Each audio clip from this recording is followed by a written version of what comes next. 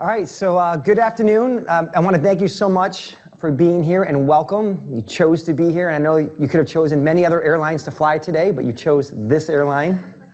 Oh, wrong presentation. It really is an honor to be here. All of you, for taking your lunch break to be here, shows me that you're A players, that you're people who care about your career and your life, that you want to learn, and it's an honor to be in the room with people like yourself, especially in Silicon Valley, where you're already top of the class, and now you're here learning. So I hope to learn a lot from you today, too, and I hope we can make this little engagement of sharing together. So I really do want to thank you for being here. It's a pleasure, and I'm excited to share with you the heart of success.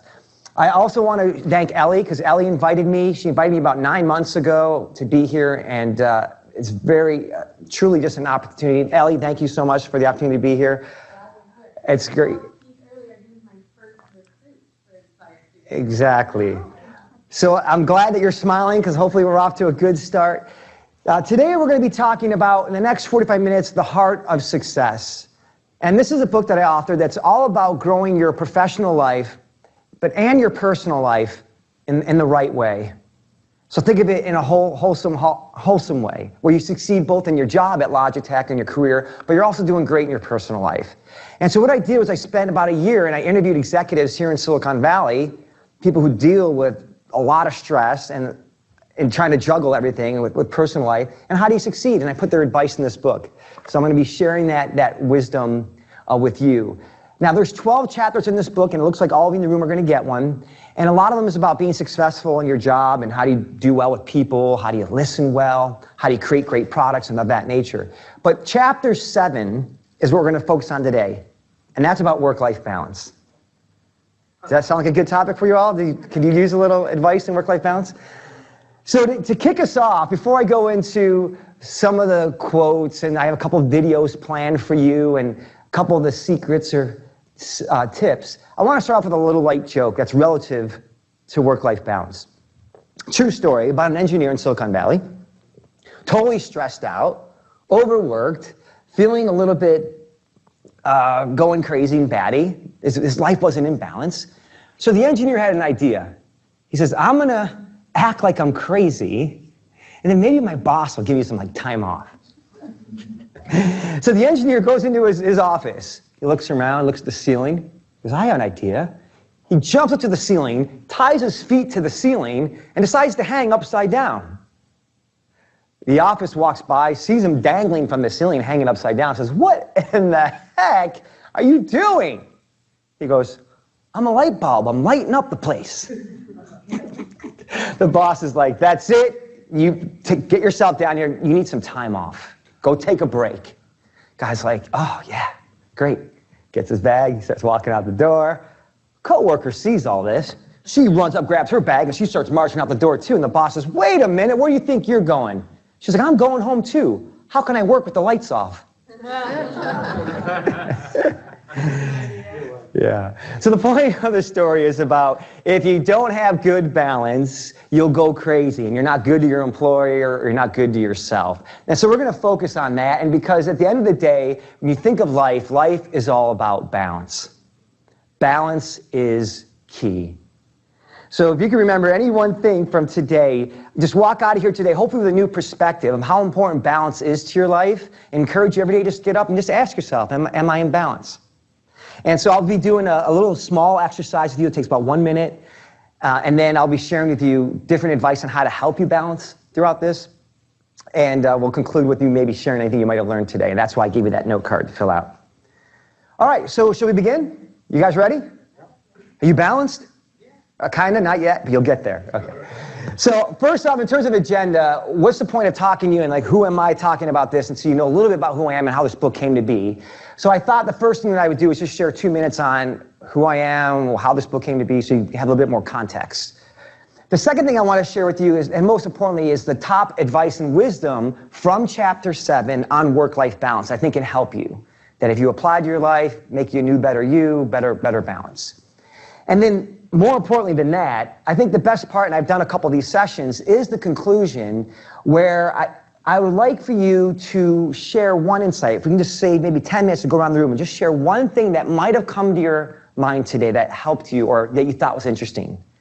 And the reason why is I have a couple video clips. I have a couple pictures, a couple visual quotes. I have a couple things sprinkled in that I really hope touches one of you in some way. Maybe the quote is for you, maybe the image is for you, or maybe the video clip was for you. So whatever, anytime you get an aha moment or an epiphany, as you look at your note card and an epiphany where you're like, huh, like it makes you think different for a minute, that's your gift. That is your opportunity. That's something for you, and I want you to write it down, and then at the end, share it with each other, because we'll learn a lot from each other. Is that cool? Everyone cool with that? You got pens? You got your paper? Rah-rah? Yeah? Okay, good. All right, so who am I, and why did I write this book? So I'll first share with you, I'm from the East Coast, from New York. I come from a family of 6. My mom and dad had 4 boys. I got 3 brothers, if you do the math. And I'll share with you just my career here. I moved here in 2000. And the first company I worked for, Logitech people, have any people been at Logitech for like over 10 years? Any veterans here? That's my man, that's my man. I worked for a company that you'll know very well. It was called Creative Labs. And I was at Creative Labs from 2000 to 2006, and all we did was compete with Logitech every day. So it's an honor to be here and to share some wisdom that will help you be a better employee and a better person. I did all product marketing and sales for all the webcams, speaker lines, sound cards. After Creative Labs, I went to the company up the road called SanDisk, flash memory, and I did MP3 players and did marketing there. And then after that, I went to a company called Bigfoot Networks, where we did gaming network cards and focused on how do you help gamers play better online through speeding up their online gameplay through these network cards. And that's where I actually met Ricky, which is a small world. Ricky was at iBuyPower, and here we are years later, just bada boom, bada bing. Like, small world, right? And then after we got acquired by Qualcomm, and so I spent a few years at Qualcomm. Now I was doing marketing, partner marketing for all the wireless networking products, working with the Netgears of the world, the Belkins, helping them sell networking technology. And today I am vice president of sales and marketing at a company called Adaptive Sound Technologies. We make sound machines that help you sleep better. Yeah, help you with that whole personal side of your life, get better rest. Now, one of the reasons why I showed you my career is so you can understand a little bit about how I got to interview some of the executives for the book, to put it in context, but also to share with you that if any of you have had struggles juggling your personal life and work life, I've been there, done that, worked for a lot of big tech companies. I know the stress and demands, and hopefully you can find that comforting because I can relate to you and give you some advice that I've learned along the way.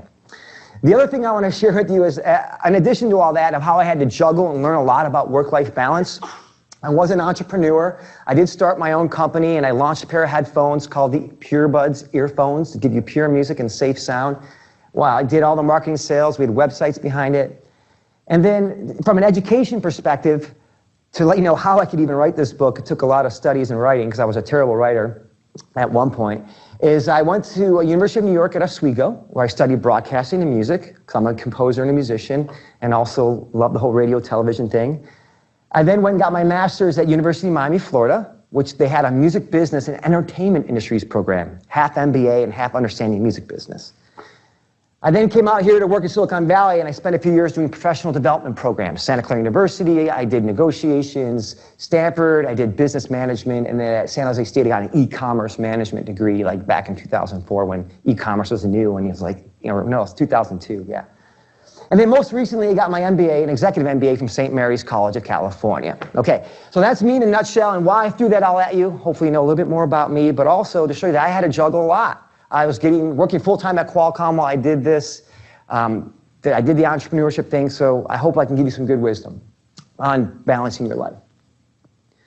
So after I graduated from the MBA program, that's when I wrote this book, and this is what I'm going to share with you today. And the reason why I wrote this book is because I was wondering, I've always been a big fan of understanding success, just like you are. That's why you're here. You want to know, how can I do better? How can you improve? Remember that movie, what's it called, The Wolf on Wall Street? That kind of thing.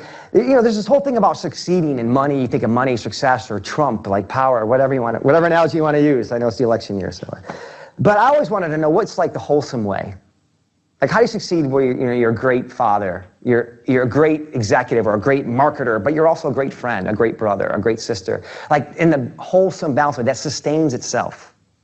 And that's specifically what I went out and did. So what I did, I spent about a year, and I interviewed executives at about 12 different companies, people who were VP or above, GMs, some CEOs, And I asked them all the same set of questions that I put into this book, which is, hey, first of all, how do you succeed in your job? Let's get the basics down. What helps you? And they talked about listening and being empathetic with people and staying fresh, which are some of the things I'll share with you. Then I also said, well, okay, in addition to that, how did you succeed both in these high demanding roles in Silicon Valley, but with your personal life and being a good father or mother or brother or sister, all that stuff on the side and doing your personal life?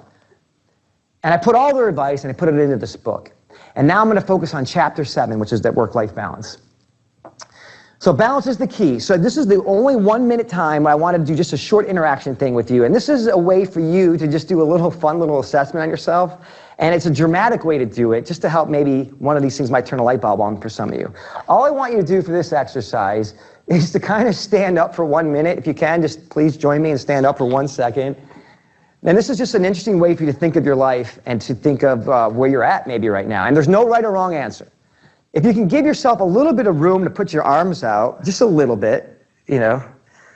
You don't have to hold hands, nothing crazy here. And just think of your left arm as everything that you have going on work and professionally. And raise your palm up as if it's a scale, as if it holds weights. Think of your right hand as your personal life, your family, maybe it's hobbies, vacations you want to do, things that matter to you personally.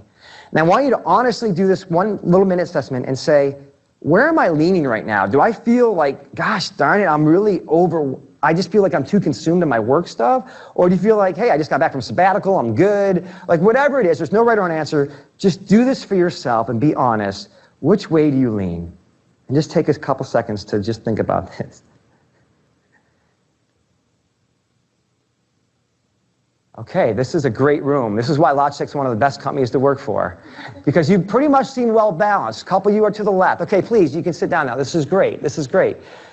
So why I did that exercise was for you to do your own assessment on where you're at in your life. But also it's a good metaphor on thinking about this. Every morning when you get out of bed, ask yourself, how am I today?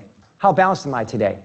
If you're leaning too far to the left, I'm going to share you things that will get you centered. If you're leaning far to the right, then we love advice and things that you've done that might help people leaning to the left. But for anybody who here by raising hands does feel, and you can be honest, we're all one big happy family here, does feel a little off, maybe a little balanced work-wise. Like, anyone can admit to that? Anyone? 1, 2, 3, 4. Okay, 4. For the 4 of you that kind of do feel that way, what I want you to take heart is, don't worry. Because when I interviewed all the executives for the book, they all said work-life balance is one of the biggest things that they had challenges with. And they all struggle with it. So I want you to take heart. You're not alone. Everyone struggles with work-life balance. You all got a million things going on, and the key takeaway is we're all just a work in progress. We all can improve, and I'm going to share with you things to help you improve.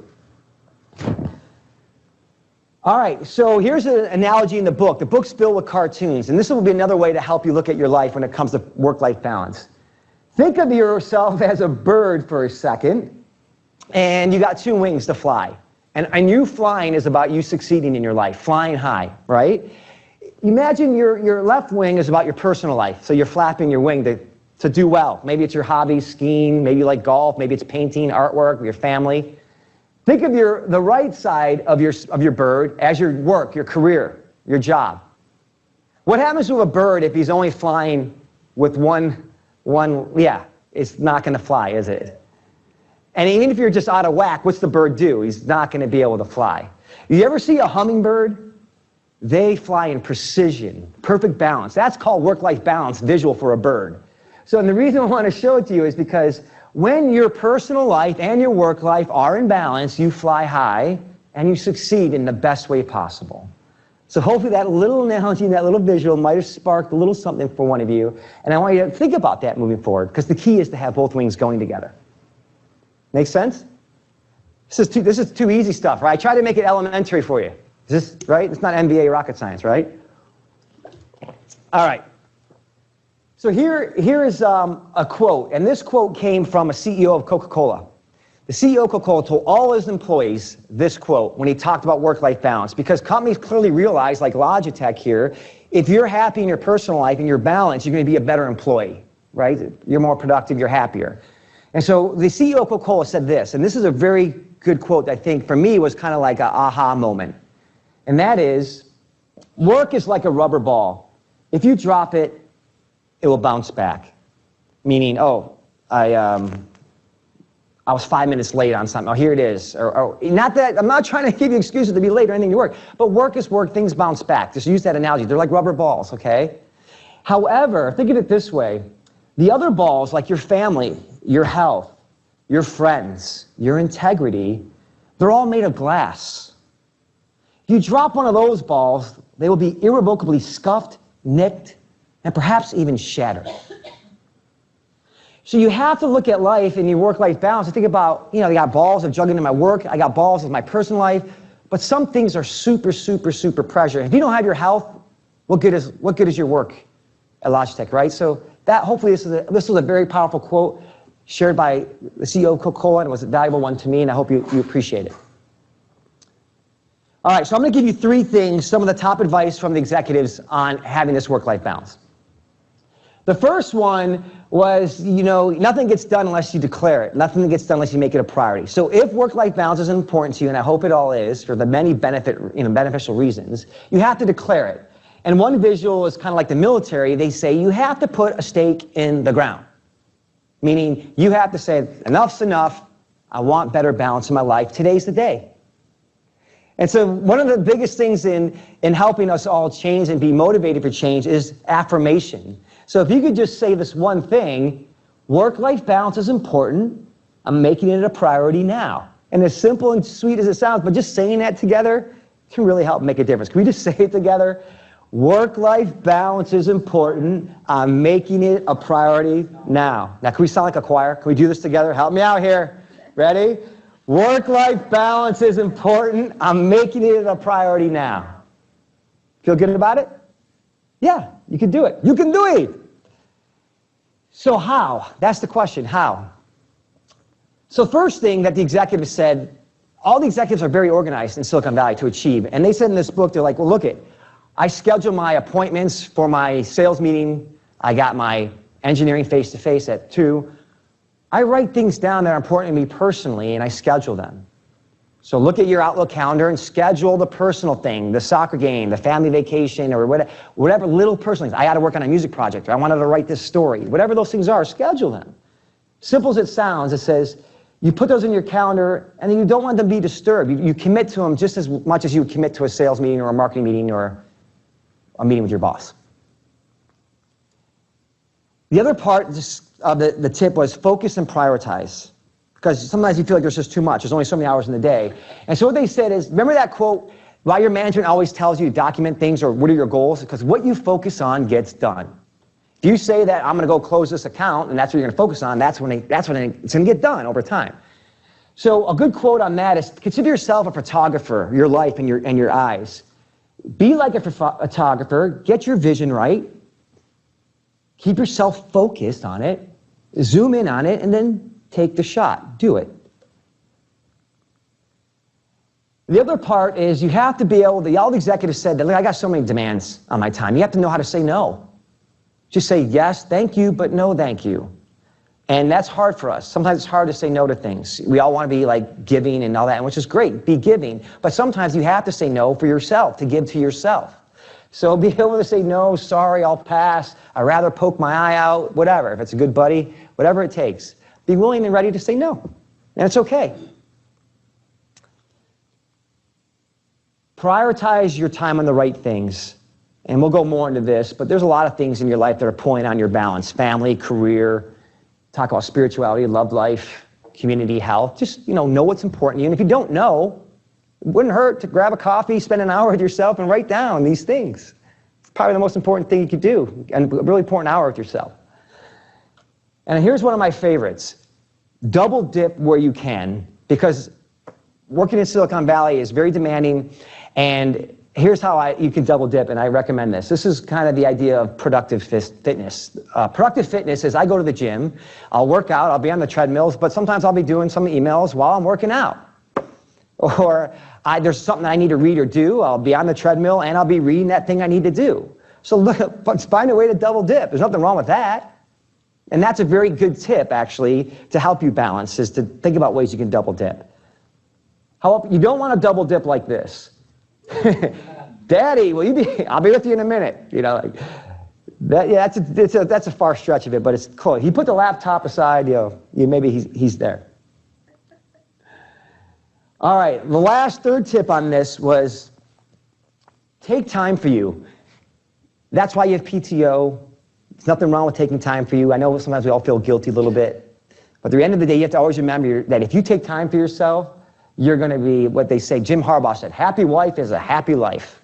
That's what Jim Harbaugh said. Or you could spin it, happy hubby makes life lovey-dovey. At the end of the day, it's when things are good personally, you're going to be better professionally. So it does you good to get away. A lot of the executives says, you know what, I tell my employees sometimes to get away because they come back and they're better employees. I tell them to join a Get a Life club. Go out there, mix it up a little bit because you're going to come back with fresh eyes. So one of the executives from Crunchbase, Matt Kaufman, told me that on a Friday, he'll often say, hey, go take off early if you need. And by the way, here's a question I want you to think about. He'll leave like maybe an important question. And he knows over the weekend and his time off, something will be brewing. He comes back Monday and the guy sometimes has a brilliant idea from that little time off and break. Sometimes the best ideas come in the shower, as they say. So yeah, refill your energy tank on a break and you'll come back more fulfilled and more energy. So how do you do it? Make time to get away a priority, and then the executives say, look, I have a family, I book my 2 weeks a year, I'm going on this vacation, I'm doing it, I'm just going to do it. So make sure you just schedule. Promise yourself you'll schedule these things. Titus, come fast. All right, so now I want to shift gears a little bit. Now I'm going to share with you 3 models. This is a fun way to help you look at life-work balance, and now to be able to apply things to your life from like a concrete way. The first part is, have you heard of the story about a professor who brought a jar out for the class? And he filled it with big rocks, and he said, is this jar full? The whole class looked at the jar and says, yeah, the jar's full. The professor says, wrong. He grabs something, he throws all these little rocks into the jar. He says, see, is this jar full? Aha, the students say, yeah, it's full now, I get it, haha. He says, wrong. He grabs sand and he fills it with sand. He says to the class, is this jar full? Class say, I don't know, yes. He goes and pours water into the jar. And he says, what's the point of this story?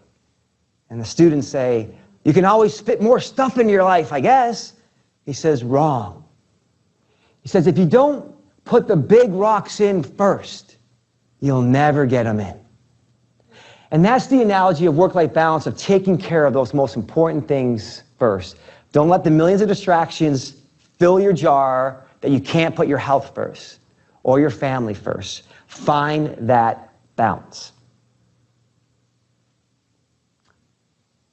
So this is the first thing on your notepad. If you haven't written an epiphany yet, this one action, just take 1 minute, 1 second. Is there anything important to you, big rocks, that you like to acknowledge right now to yourself, and this is for you, just to maybe write down on action 1, that maybe something you could put down and start doing more of, or thinking about more, or applying yourself towards, or making a change on. Anything? Just maybe write down one thing.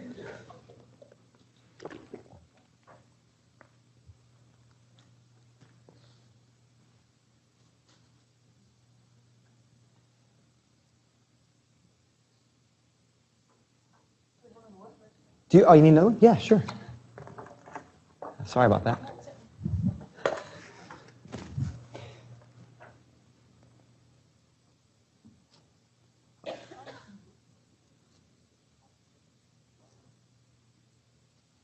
All right, everyone's got a little something, something? Everyone's got a little something, something? All right, so I'd like to move on and give you one more model. If that one didn't strike a chord with you, there's always more. And in this case, I want you to think of a frog. Has anyone ever heard of this swallow the frog story? Okay, cool. I think you'll like this. Swallow the frog. It says if the first thing you do each morning is swallow a live frog, you're going to go through the rest of your day with the satisfaction knowing it's probably the worst thing that's ever going to happen to you all day. Right? Exactly. Ugh. Now, how do you apply this to your life and business? Everyone has things that drive you bonkers.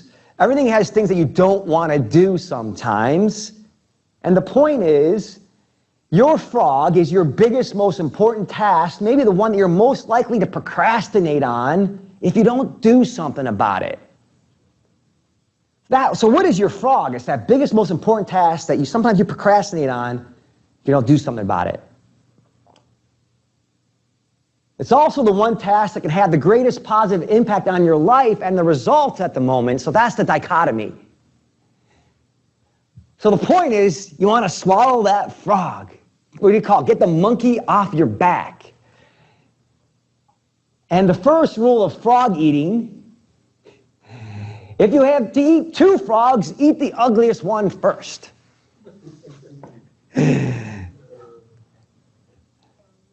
So, another action number 2. What is the frog that you need to swallow this week or today?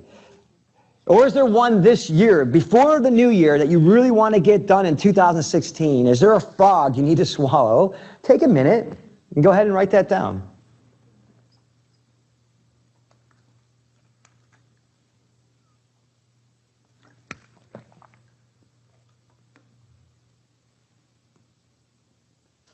This is for you, personal. It's not going to be seen by HR or whatever. It's all for you. Everyone good? All right. Now, I'm going to give you another model. Now, this is the one that hopefully you've all heard by now. If not, then it'll be great for someone. Anyone ever read 7 Highly Effective Habits of Highly Effective People by Stephen Covey? Okay, a couple of you then. For you who haven't, this is mind-blowing. This is great. So if you ever had trouble prioritizing your time and work, just engineers will love this. Think of yourself as a quadrant. You make a quadrant. Now you have 4 boxes. Box 1 are things that are urgent and important, like a crying baby, a kitchen fire, or someone calls. It's urgent. It's important. Quadrant down here is urgent, but it's not important. It's urgent because it's a disruption or an interruption. Then you have, it's not urgent and it's not important, like some time waster, whatever. You're stuck in a traffic jam. It's just, this is not good. It's not important. It's not urgent. Don't want to be doing these things. And here's the catch. The not urgent but important are things like your exercise. Very, very important. You could say sometimes it's not urgent, or planning, or vocation. These are the things that sometimes fall into the not, urgent, but they're so, so, so important. And the purpose of this is to encourage you to think about that. And to think about quadrant 2, because by default, we often get stuck in quadrant 1. So, hey, if you ever have a day that you just feel like, I'm juggling a lot of stuff, sometimes just draw the quadrant. And I've done this before when I was at Creative Labs competing with Logitech. And I would write what are these things. It helps you know what needs to get done, what's urgent and important to clarify. But then also helps you focus in on these things too. So that's another model for you. So action. Are there any quadrant 2 items? They're important, but maybe you've been making them not urgent, that you want to write down? Is there one thing that maybe you had an epiphany or thought of, this is a quadrant 2 thing for me, and I should take note on this? Any one thing stand out?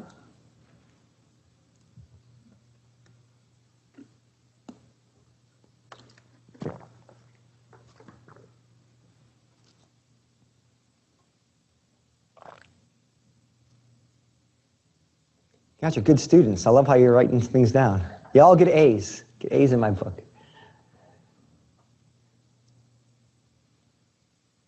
What you write down gets remembered. That's for sure. All right, you feeling good? Should we move on? Everyone all right? Okay.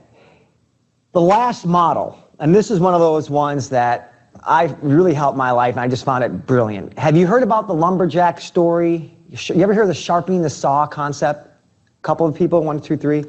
Okay, for those of you who haven't, this is brilliant. And for those who have, it's a great refresher. And I'm actually going to play a video clip here. Hopefully this works.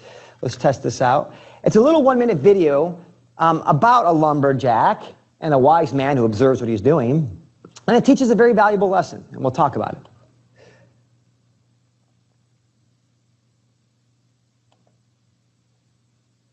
Oh, there might be a little bit of an ad here, so we'll see.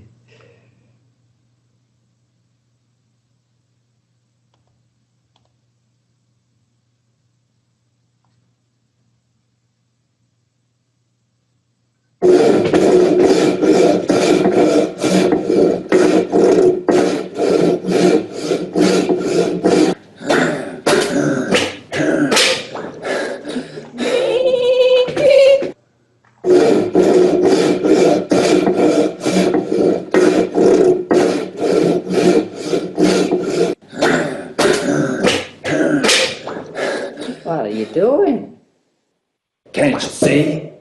I'm soaring down this tree. You look exhausted. How long have you been at it? Over 5 hours, and I'm beat. This is hard work. That saw looks pretty blunt. Why don't you take a break for a few minutes and sharpen it?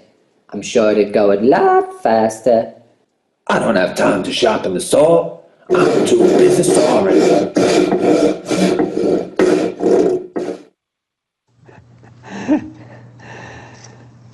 Were you able to hear it okay?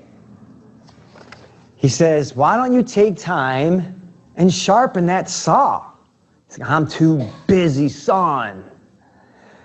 Sharpen the Saw is one of the 7 habits of highly effective people, outlined by author. Okay, so that was from Stephen Covey's Highly Effective People. Now the point of the moral of the story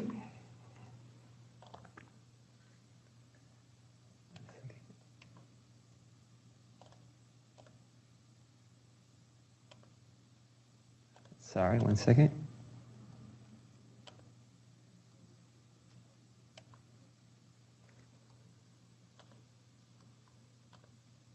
A little technical difficulty bringing up the slides. Huh.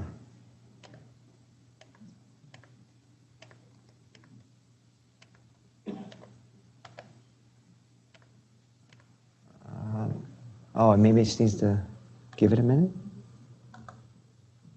Now then click on it.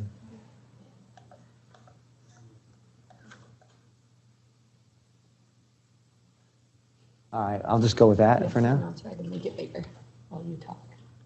Oh, no, it's okay. All right, so the point of the story is Abraham Lincoln had a quote. He says, if you had only 6 hours to do a project, he said, I would spend the first 4 hours sharpening that saw. And the point is, sometimes you can get things done a lot better and quicker and more effectively if you took time to do some of the heavy lifting and preparing. So Einstein said the same thing. And the way Einstein looked at this, he says that if I had only 2 hours to solve a huge problem, it's like I used the first hour and 58 minutes observing the intricacies around the problem, and then I would go after and attack the problem. And so the point is, you think a lot first. Do those sawing first, or the sharpening first. Otherwise, you burn yourself out. You ever hear that analogy? You're burning yourself out at both ends, or the candle wick at both ends, or whatever that is. So the next one is to sharpen the saw, is to think about your life as your body, your mind, your heart, and your soul, and making sure that you're sharp in all those 4 areas, or those 4 quadrants. Because by being healthy in the body, by having your good mind through reading, by having a good heart through relationships and love or whatnot, and by having a good soul, whether it's your meditation or your faith, by all those things being in balance, you're going to come to Logitech and you're going to just be like glowing. People are going to be inspired by you, you're going to do good work, and makes everyone a better you. I'll see if I can bring this big. All right, we'll just not do that. All right, the next thing I want to share with you, and then we're getting close to conclusion here, is to just do your last action item here for number 4, is write down what is your sharpen the saw item. When you look at your life through that perspective, what is something you need to sharpen? For me, it was I wanted to get my MBA, blah, blah, blah, or I wanted to work with, I went to a songwriting camp, so I wanted to learn more about composing music. That's the way I sharpen my saw for me. What is it for you? I'll resume slideshow.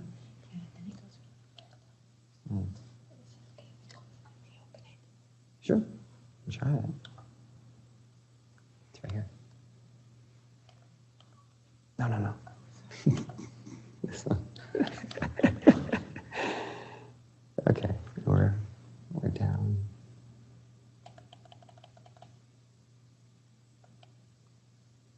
We're right here.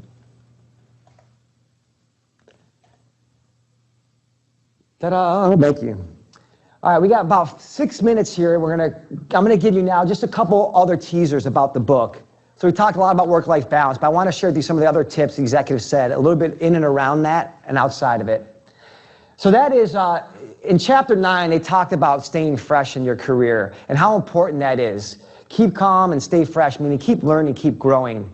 And when you think about your work here at Logitech, some of the things, like for example, for myself, how do you stay fresh? And when you add that to being hungry and brilliant, just keep growing so you can have disruptive thinking and better thinking. And one way to do that is to stay fresh, as they said, is go to a lot of these shows, whether it's CES or other conferences. Go to shows and conferences to kind of keep yourself in the mix, keep yourself growing. The other part was, read up on those things that are important to you. Even if it's just 5 minutes a day you dedicate to staying fresh. The other quadrant they recommended is, grab a book. And one suggestion is always have one book checked out of the library. It's kind of a simple rule to help you stay fresh. And then lastly is do what you're doing right now as you're coming to things like this. You're coming to these talks, which is awesome. That's why I said all of you here, you're already way ahead of the game. There's a lot of people that could have come here. I would call you A players and hope you all get raises. All right. So the other thing I want to share with you is that came up is in chapter 10, and that's about faith. And that's a question on your spirituality, faith in Silicon Valley. I'm not going to go into all the details on that, but the one thing that all the executives said regarding faith, I think is very helpful, was this: to just live by the golden rule, like the most simplest bottom line. Everyone know the golden rule? What is it?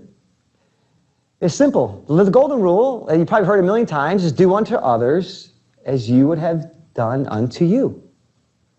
Simple and said is treat someone like yourself. How would you want to be treated? It's like, if you just embrace that and know that, it's like the easiest thing. Every time I'm talking to you or you, it's like you want to share the respect, courtesy, as if you're talking to yourself and respecting yourself.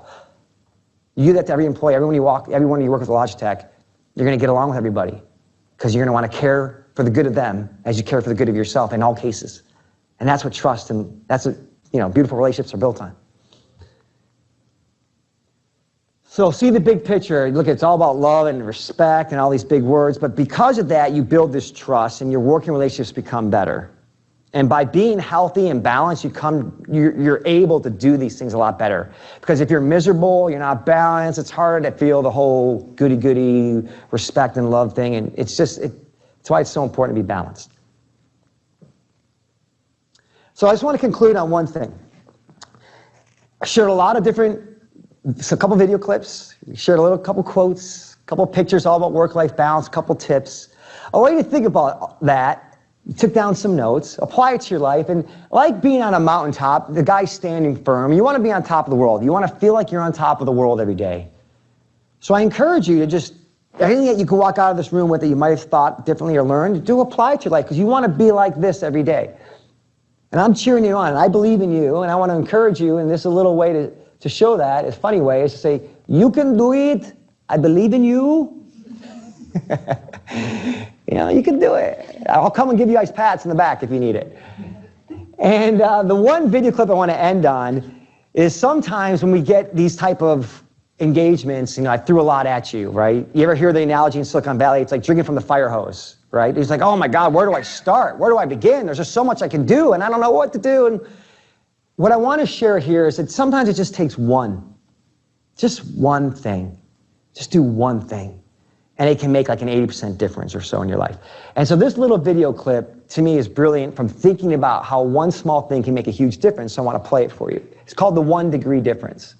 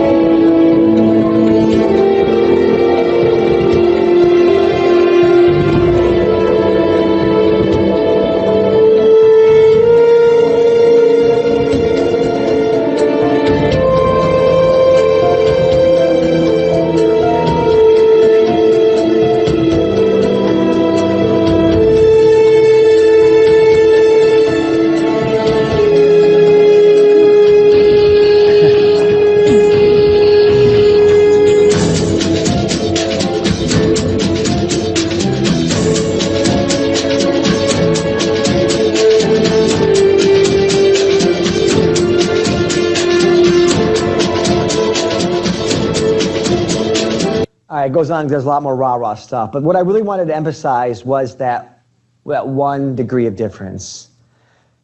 That's all, maybe that's all you need to get yourself to that next level. And hopefully makes you feel better. Look, I don't need to do a billion things, just gotta do one thing better.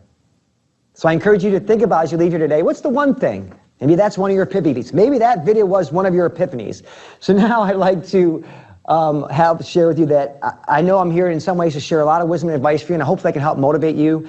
And a lot of people sometimes get, oh, motivation, what is that? That's rah, rah, rah stuff. And you know Zig Ziglar, the famous motivational speaker, he used to get kind of complaints all the time about what's this motivation stuff. And here's a funny quote that he said, when you think about motivation, people often say that motivation doesn't last. Well, neither does bathing. That's why we recommend it daily. So the point is, every day you got to give yourself a little kick, you know?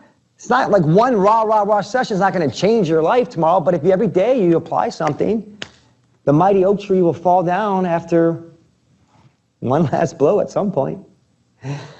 So with that, I'd like to spend the next 6 minutes here and to just say thank you so much for being here, number one. And I'd really like to this may be the best part of it, just a quick engagement. Just go around the room and just share one thing that stood out to you, because maybe that might help the person next to you learn too. Is that okay? And I want to thank you so much for being here. It's been an honor and pleasure. Thank you. All right, let's start with the ladies here. We'll just go through this way. Is that okay? Can you share any one thing? And I'll give you a mic so people can hear it too. Yeah. Testing. 1, 2. I think for me, Can you turn the mic up for us? Is it not? Okay. Oh, no worries. Testing. 1, 2. You need to switch. Oh, here. All right, great. Thank you. I think for me, the concept of the bird and how you need both wings to actually be successful. Excellent. Excellent. The bird. Fly. Think of it. Flap your wings, both sides, personal and work life. Yeah. I like the part where you have to prioritize and how you prioritize your priorities. Exactly. And so that the chart when talked about the urgent and important stuff, that really kind of made sense. Exactly. Thank you for that. How do you prioritize your priorities? So the Stephen Covey, the whole quadrant is a very effective model. Consider it. It's easy. Just write a square in your paper and you can just start filling in the blanks for yourself. Good. Good. For me, it's the frog. Because when there's something you don't want to do, you really just don't want to do it. The whole day you're thinking about it and just like get rid of it. And yeah, the frog. Swallow the ugly thing. Get the monkey off your back, as they say. It's great. It eases up the dam. It's like a dam. You just move it out of the way and the water flows, right? Yes. Yeah, for me it was like I need to schedule personal events or goals or put them into a calendar like it would work. Exactly. Why not? If you're going to schedule a 2 p.m. meeting, why not schedule a 7 o'clock happy hour with your friends or whatever it is? Might as well put it in there. Why not? For me, it was the quadrant again, but in particular the not important. So the important but not urgent quadrant, and it just kind of makes you realize I'm just putting that off constantly. That's right, and that's so normal. Human nature is that to focus on the urgent and the important, and that quadrant 2 is beautiful. I'm glad that helped you. Thank you. Yeah. Yeah, I relate to the scheduling. The scheduling part? Very much, yeah. And do you want to elaborate on that? Yeah, I've already scheduled a lot, and like I just find it really helpful, and that's one thing that definitely is very, very important. That's perfect. So a lot of people use scheduling just for work stuff, but the point is scheduling your personal life. It's okay. It's just as important. So go ahead and do that. We'll start this way and go down. Is that all right? For me, I also like the concept of swallow frog. So focus is very important to get things done. Yeah. Swallow that frog. Get the monkey off your back. Thank you. For me, again, the 4-quadrant thing which you showed, and I realized one more stuff. Probably I thought you mentioned that. A lot of things were in the 2nd quadrant for me, and then because you procrastinate, it moves to the 1st quadrant. I mean, because it becomes the urgent thing. Because I've been procrastinating, it moves from this to this. That's a very good point. So knowing what those 2nd quadrant things are and then realizing you want to put them up. No, I mean, it automatically moves in because I've been procrastinating. Now it becomes an urgent thing which has to be finished. I mean, I have no other option. Absolutely. Brilliant. So how do you get quadrant 2 things to move into quadrant 1? Exactly. Well said. Thank you. For me, actually, I like 1% difference. Oh, okay. Isn't it amazing that 1% difference, like a half a millisecond was the difference between winning those huge races and you win like 1.2 million versus like 600 grand? Half a second, right? It's amazing. It's like the gold medals in the Olympics. Yeah. Yeah, same thing. Yeah, 1 degree, I also feel like it's very important because you are doing your best, but like if you really wanted to make a change or difference, you need a little extra push. Absolutely. Make a big difference. Right. One thing. It could just be going to Toastmasters and becoming a better public speaker. And that one thing elevated your career yourself. Good point. Thank you. So for me, it was the work is a rubber ball and everything else is made out of glass. I found that really interesting concept or analogy. Yeah, I'm so grateful. You see, you're an example of how you don't know what might influence someone. A lot of people like the frog thing or the quadrant, and she brings up the rubber ball is kind of the work thing and versus the glass balls about your life and personal life. So I'm glad that resonated with you. Thank you. Yeah, no, same here. I think that concept was very interesting. I think most of us operate the other way around. If the time is available, then we'll spend there, and it's tough to. I think that's an interesting concept. Mm-hmm. And probably the other one which stuck out was the Abraham Lincoln quote that you mentioned with the video, and it was. Yeah, it was interesting to see it in those words, even though you know it, but you don't spend 4 hours planning, and I think it really reduces the effort later. Absolutely, and so what's comforting about that too is that if Abe Lincoln said it, and you have Einstein, you can Google Einstein on this, he had the same thing, at least some of the greatest, most respected minds in history. So if they had that principle, imagine adopting it to your own life, like how much it could help you. Good point. You can improve the journey by doing it, I guess, for everyone part of it. Yes. It's pretty impressive. Well said, thank you. Do you mind sharing? Yeah, pass it. I find the Sharpen the Soul video clip to be very helpful because many of the times we tend to be, stuck and bury ourselves in all these tasks at hand and not knowing that, we might not be, spending time in the most efficient way. And many times we feel like at the end of the day, you feel so tired and so exhausted, but when you think of it, you don't know what actually you did. What are the things that you did that makes you so exhausted? But you just kind of, So I think maybe sometimes, maybe just step back and kind of take a look at the issue as a hand and to figure out what's the best approach, or are you just wasting time, or making yourself busy, unnecessarily, or maybe there's a better way, or maybe sharpen the tools first before you attack, something. Absolutely. One thing that would help you on the sharpen the tools thing is that sometimes just go for a walk, even if it's just a 10-minute walk. Take a break, go for a 10-minute walk, and you'll realize you get some fresh air, some sunlight, and then, something hits you. You go back to work and you got it.